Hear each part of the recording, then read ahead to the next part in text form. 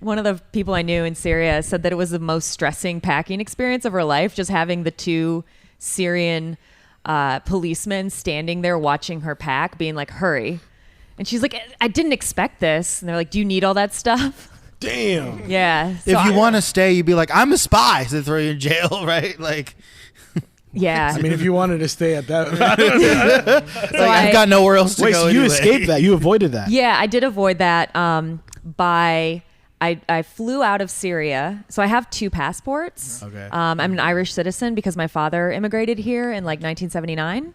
Oh. Yeah. Oh, yeah, you did mention that. Yeah, so And EU. there were still tensions, right? Over in Ireland? When he immigrated? Mm-hmm. Hella tensions. And I think that's actually... Oh, yeah, another area with a lot of bombings at the time and stuff, right? Yeah. It's wild because Ireland actually brought peace in like 1997 with the Good Friday Accords, which is part of the reason why I was so naive when I was younger about like peace in the Middle East, because we had just seen peace get made in Ireland, this like intractable conflict. You didn't realize how long that took.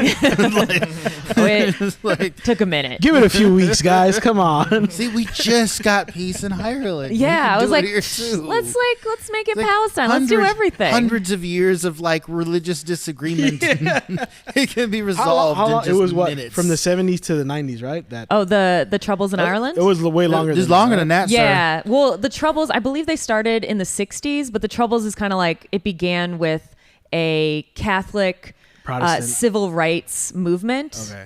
Because Catholics like weren't, they weren't given jobs. It was like very much an oppression situation. So that's when the Troubles began, because the Catholics started to organize for civil rights. The Protestants started to organize like militias, and the police were really there were no Catholics in the police force. And there was like a lot of car bombings in that time, right? Yeah, tons of car bombings. Jesus. Which is one of the most fun words to say in Arabic, by the way. What is it? Sayada mufakhakha.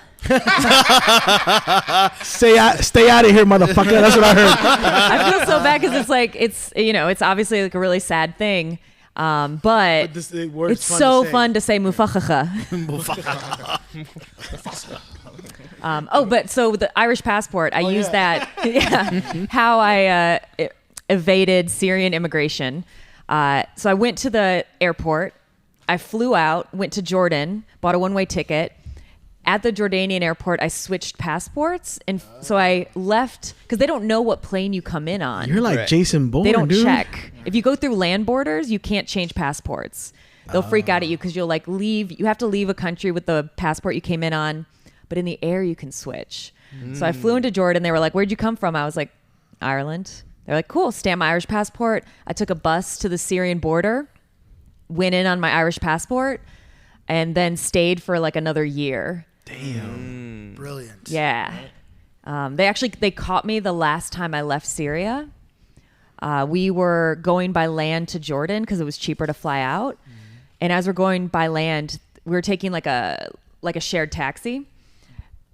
They stop me. They take me out. They take me into the back for like 2 hours and start asking me questions. What do we call it? Interrogating. And they're interrogating me and they're asking me all those questions. They're like, "Did you have a Fulbright scholarship?" They first started asking me a list of names if I knew them. And I did, but I was like, I don't know.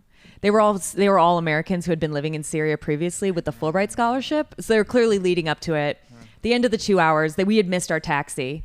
They were like, "Yeah, you're banned, by the way. We found out about your passport little thing." Oh no. And I was like, we'll figure it out. They were like, maybe. They were actually the officers who were talking to me were pretty chill. They were like, "But you are married to a Syrian, so when you get to America, go to the embassy and like maybe you can apply for a family exemption to the ban, etc." And I was like, "Oh, okay." And then the Syrian civil war started, and we were like, "Oh, I guess." No. Depends on who wins, right? One side wins. Hey, band over. What band? All the records are destroyed. Who knew? Actually, I don't know. That office might have been bombed. We might. Right? Now, I guess it makes sense that they would be aware because a person with an American passport got on that plane and then didn't check out. So I guess that would. You're still there. Yeah. Well, it's like it depends how much they share, right? Because as far as Syria was concerned, I left Syria, and then it was a flight to Jordan. I could have connected to anywhere. I could have gone back to Ireland. I could have gone back to the United States. And then in Jordan, which isn't big friends with Syria, so I don't think they would have a lot of intelligence sharing. They just knew some random Irish girl flew in that morning. Yeah. How did you feel when you were in the interrogation room for the 2 hours? Like, what was going through your mind? Like, I was bummed out because I thought I might get banned from Syria. I was also stressed because the shared taxi had to take off. They waited like a half hour and they're like, we can't wait for your stupid American girlfriend or wife or whatever. So I was like stressed because I was like, we're going to miss our plane. We're going to have to find a way to get from the border to the airport now because our taxi's gone. What you mean they can't wait? You realize there's American dollars sitting in that next room. She's got a 10. It's hard. It's really hard when you go abroad sometimes not to be like, excuse me, come on, guys, you're not going to ban me. And they're like, yes, we are. You literally violated our laws. Yeah. And you're like, yeah, but come on. Well, you want a couple American How does that feel when they tell you though, like you're banned from like a country, and you're like, oh, Yeah. like you just got fired. You're like, damn it. I was bummed out. I was also like a little like an entire country. You know? The whole country said no. You're like not just a part of it. Yeah, the whole thing. the whole thing. Can you believe the Voice Party has had merch this whole time and we neglected to tell anybody? T-shirts, hoodies, bath mats, wall clocks, throw pillows, even mini skirts. We will throw our logo on absolutely anything. Click the link in the description below and pick you up some Voice Party merch today.